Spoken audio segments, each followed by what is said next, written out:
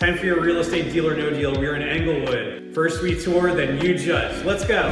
So this one was just starting out too high as far as price is concerned. That's why it hasn't sold yet. And you're gonna see that a lot, like the other one we saw the other day. Just because a home's sitting on the market does not necessarily mean something's wrong with it. Usually it's just because the price was too high to begin with. Similar layout to the other new construction home we saw nearby, with dual vanities and the master and the walk-in shower.